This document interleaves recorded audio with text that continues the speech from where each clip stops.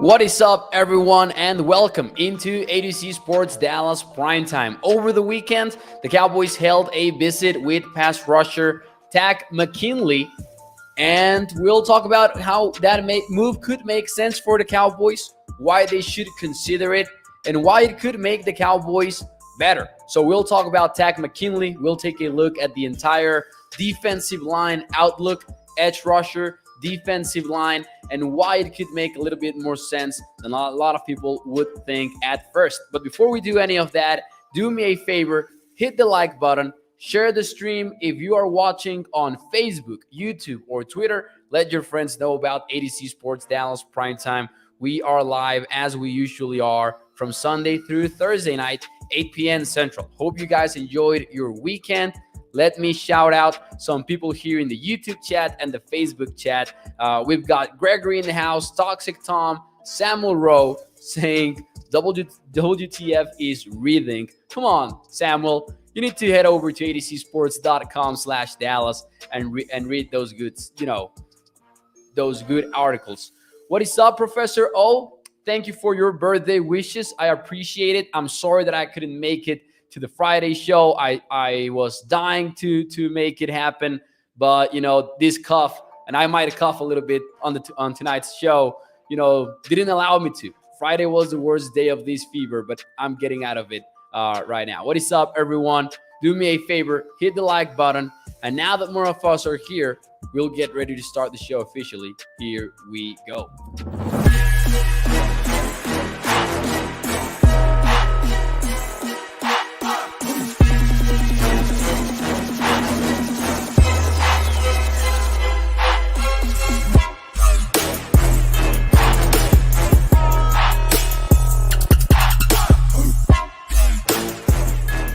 What is up, everyone, and welcome into ADC Sports Dallas Primetime. I am your host, Mauricio Rodriguez, streaming with you live every Sunday through Thursday night at 8 p.m. Central here on Dallas On Demand Sports Talk Network, with a lot more content coming your way throughout the entire season. Make sure that you check out adcsports.com/Dallas. Do me a favor and hit the like button, share the stream. Remember that every like allows us to put this show in front of more Cowboys fans as we continue to grow the ADC Sports Dallas community. And tonight on the show, we will talk about the latest news regarding the Cowboys. Sunday was an off day for the team, so no practice. But next week, so tomorrow, the Cowboys will start padded practices. The pads are coming on. We'll talk more about it towards the end of the show, but you got to be excited about that because there's only so much you can take away from the initial practices of training camp, in which there is no full-on 100%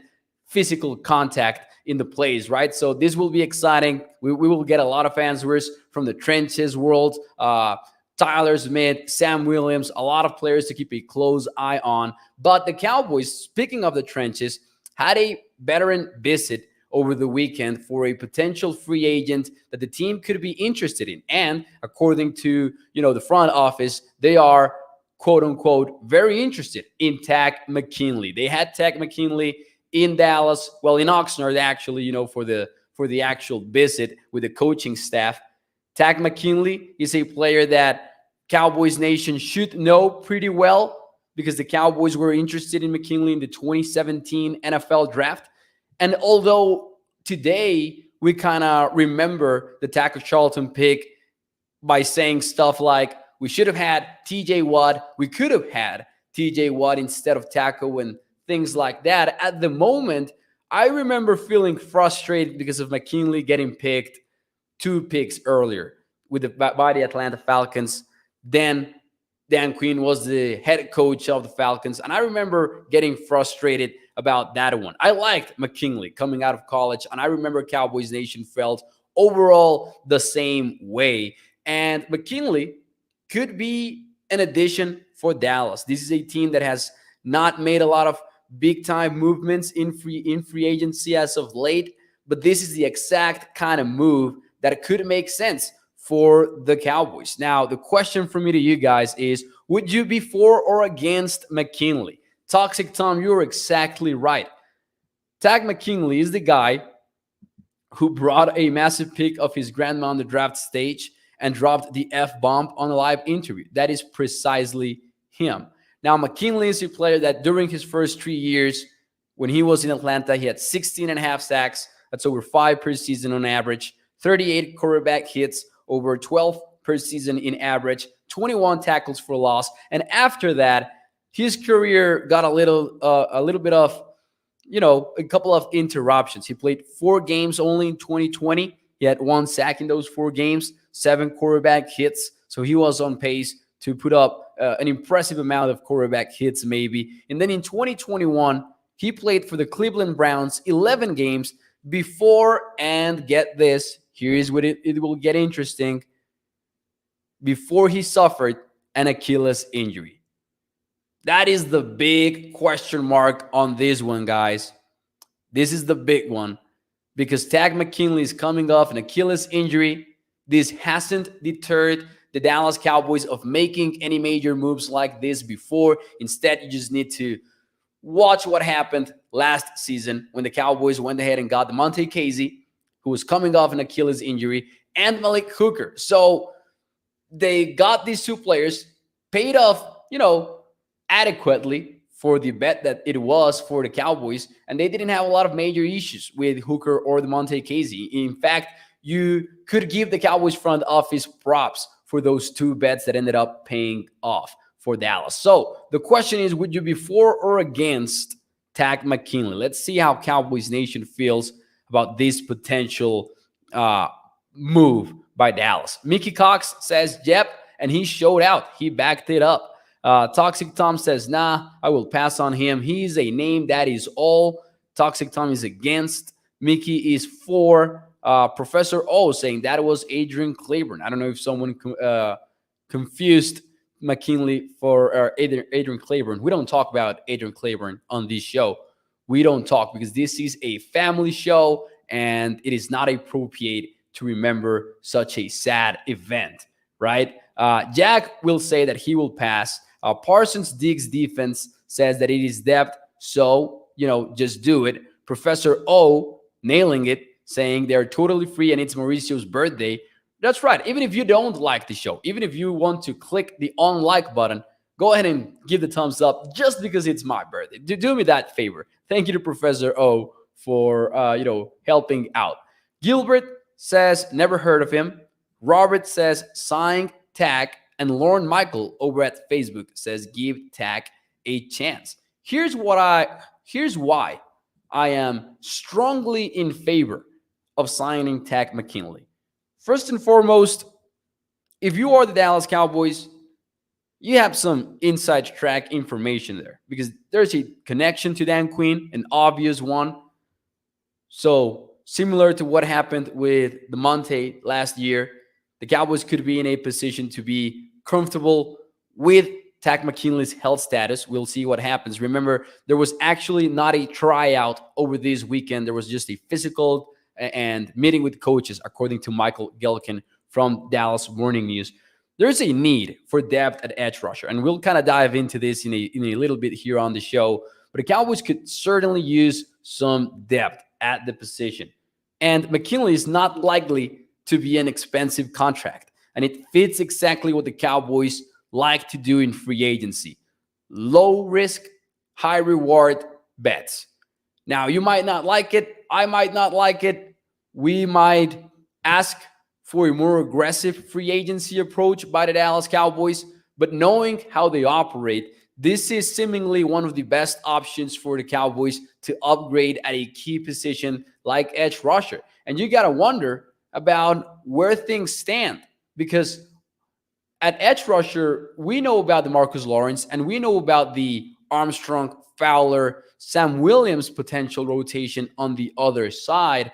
But when we look closer at the outlook across the entire defensive line, so including the interior guys, you can see why the Cowboys could be better off getting some help at edge rusher. We know that Micah Parsons can get the job done. I believe that there is no question about that. But the Cowboys might be a little bit limited in what they can do with Parsons if they don't have more depth at edge rusher, I would argue. Now, this is my defensive line outlook. So a little bit of a color code here. You might be in disagreement with me. Make sure to let me know in the chat if you are. But I used green for those players who are very likely to make the cut, to make the 53-man roster. Yellow for those players that are at least in important battles. And then red for those who, to me, would be a surprise if they make it into the 53-man roster. Now, Golston has an asterisk, second-year player, Chauncey Golston, because, and Cal Humans talked about this on the Pick Six show with Professor O. Shane Carter was there as a guest as well. And Cal Humans talked about Chauncey Golston bulking up and likely playing more on the inside for the 2022 season. So even though he is listed as a defensive end, he could end up being more of an inside guy for the Cowboys rather than a defensive end. He might do a little bit of everything, though, when the time comes. But if you take a look at edge rusher and defensive line, you might carry about 10 to 11 defensive linemen in total, right? So you've got Lawrence, Armstrong, Fowler, and Williams, who can also play inside, and we've seen him take some reps at tackle for the Cowboys during this training camp, at least a few of them. And Parsons is a big part of this conversation because even if he is not primarily an edge rusher, you need to build your team knowing that he might be one of, if he is not your number one pass rusher, then he's your number two pass rusher, even if he isn't doing it 100% of the snaps. But the thing is, the depth that the Cowboys have at defensive end is not strong enough or not, deep enough, to allow the Cowboys to have the liberty and the freedom to use Micah Parsons as they want to, game in and game out.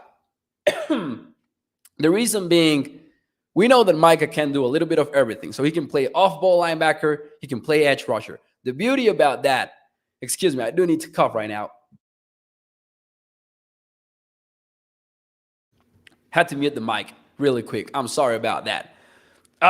We're back though. Micah Parsons, the reason why he's so special is because week in and week out, you can choose what you want him to do versus your opponent.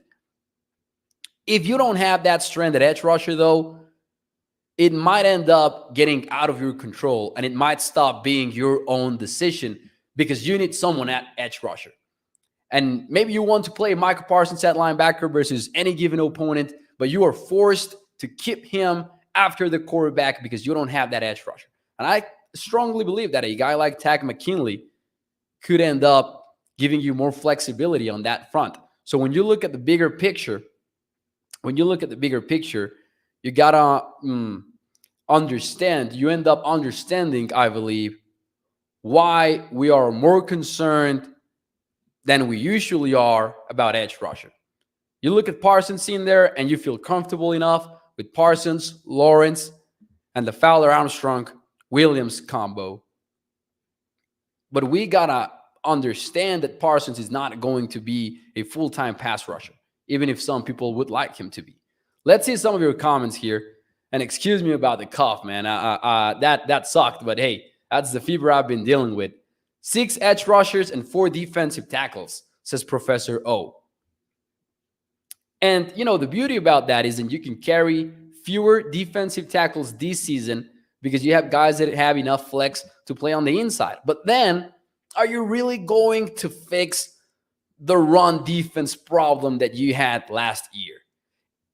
I am all for playing Sam Williams and Chauncey Golston on the inside, but I do wonder if in non-obvious passing situations, you want guys like Oza in there, Gallimore, Ridgeway or Bohanna, whoever ends up winning that battle, and Tryson Hill, who Cowboys Nation is usually lower on Hill than the front office. And it sounds like he's been having a strong camp so far. So don't rule Hill out, even if you don't like him, because I feel like that's been the case for a while now with Hill. Not a lot of fans are in favor of him. Not a lot of fans are, in love with Tryson Hill, and sometimes it feels like the predictions for him are a little bit bleaker than they are in reality. Let's see some of your comments here on the show. Let's see. Swain, you a damn fool, says Mickey. I don't know what Swain said over there on the comments. I totally missed it. Let's see. My Cowboys family, what is up? Thank you for joining the show. He says those eight in green, except maybe Watkins and Ridgeway, make it for sure. 1 to 2 spots left. So yeah, I agree that Watkins, it might be one of the most questionable among the green ones here. Ridgeway, I am betting on him making it. I am leaning towards that end.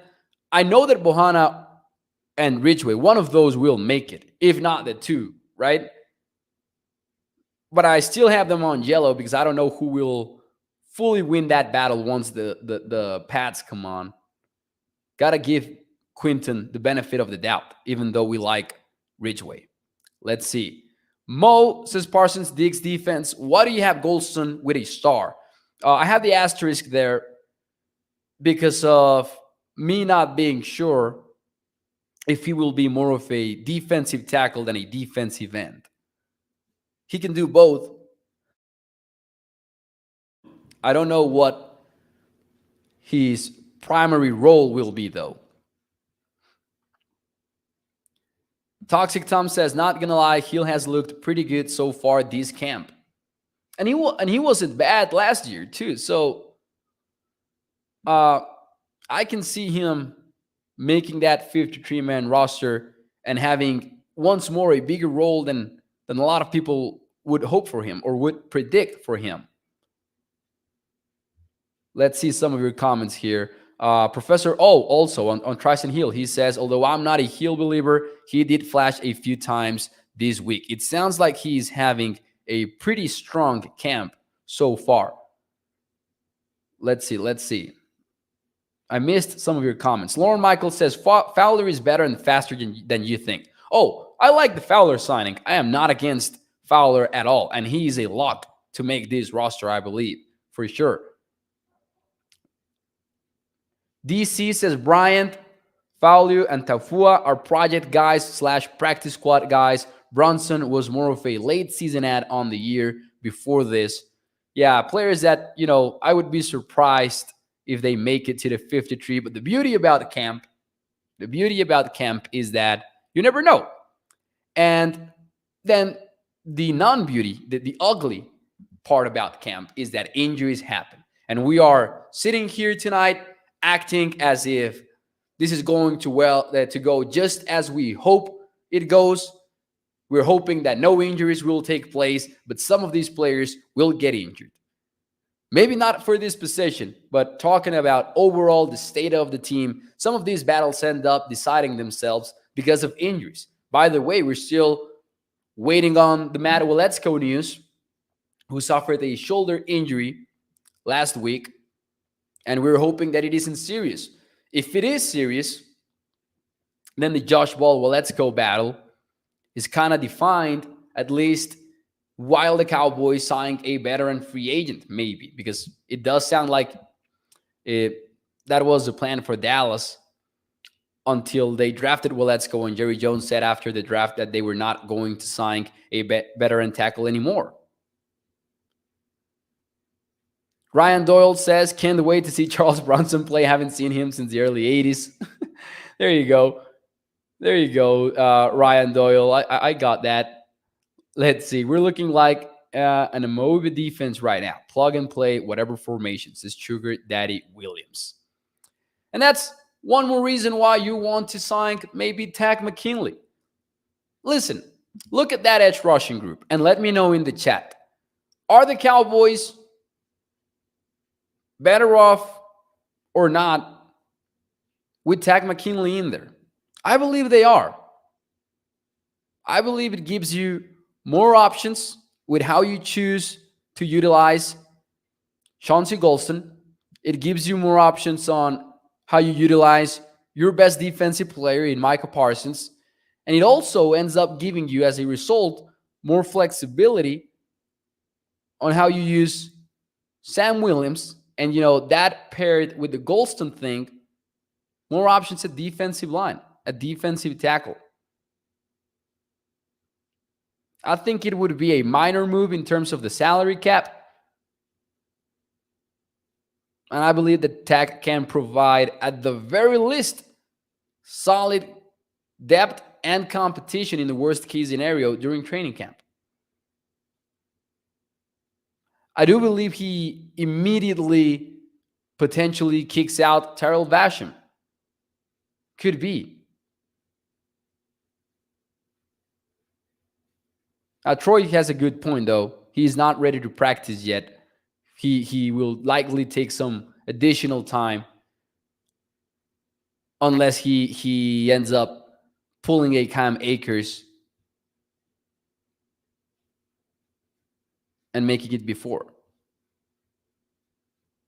I don't know about Basham over Takk. I am leaning towards, when healthy, of course, I would probably lean towards Takk McKinley, though. Honestly, he's been good when he's played in the NFL. He hasn't been an elite defensive end or anything like that. But I would like Takk McKinley over Terrell Basham, assuming he's healthy and ready to go, of course. He might not be, and he might take longer than one would expect. But see, the Cowboys know that. They have Dan Quinn, they have the connection. They are likely to have some additional information, though, there. Gregory says, Mo, didn't you mention that Dallas took a chance on Hooker being injured when we got him? Yeah, and with DeMonte Casey as well. He was also coming off an Achilles injury, and the Cowboys have had success dealing with those specific cases. We'll see if they end up making that bet once more. Takk McKinley, however, is making other visits. There's interest, at least according to reports, that the Cleveland Browns want to bring him back. They got him for 11 games last season. There are reports on him visiting with the Arizona Cardinals. I believe that the Green Bay Packers also got in there as well. I'm not entirely sure about the Packers, though. So this might take some time. This might take some time to end a result. We'll see if the Cowboys end up being legit contenders at signing the edge rusher. I am 100% for it, honestly. Now, this week is a strong one.